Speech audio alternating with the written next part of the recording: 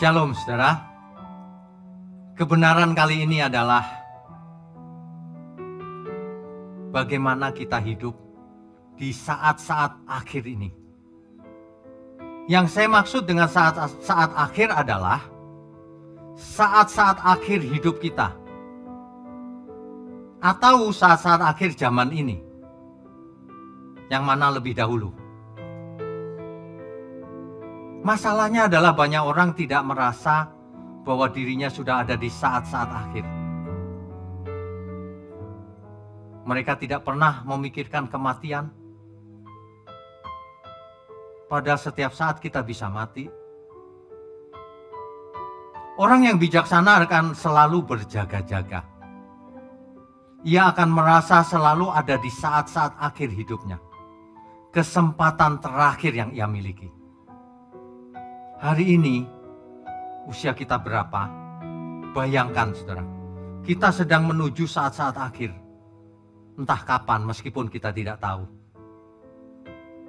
Akan sangat berbeda kalau orang membayangkan saat-saat akhir hidupnya dengan orang yang tidak peduli kepada hidupnya sendiri.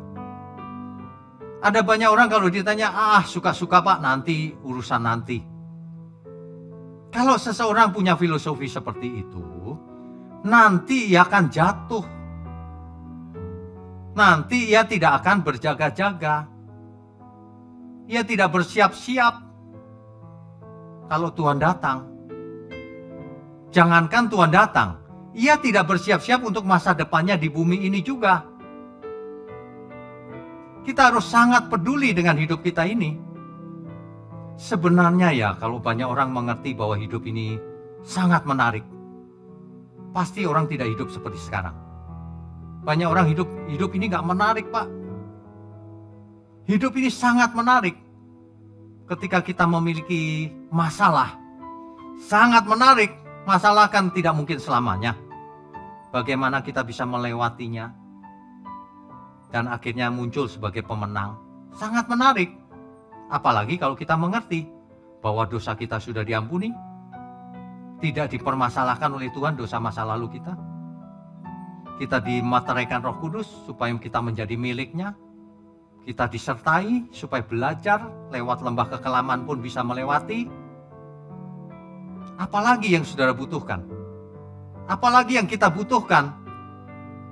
Itu sebabnya kalau orang sudah dewasa imannya ya, ia tidak banyak bertanya-tanya lagi. Aku tidak bertanya lagi Tuhan. Mengapa? Karena Engkau cukup bagiku. Tuhan cukup bagi kita. Masa mau bertanya kapan aku kaya dan sebagainya. Gak perlu. Itu pertanyaan anak kecil. Kalau kita ada di tangan Tuhan, dalam pemeliharaan Tuhan, kita tidak bertanya lagi. Kita ada di tangan Bapa yang baik. Di tangan Tuhan yang baik. Kita serahkan saja sambil melakukan bagian kita. Bertanggung jawab. Amin ya saudara ya. Tidak usah banyak pikiran. Kita lakukan saja bagian kita. Belajar kebenaran. Jadi berkat bagi semua orang. Tuhan Yesus memberkati kita semua. Amin.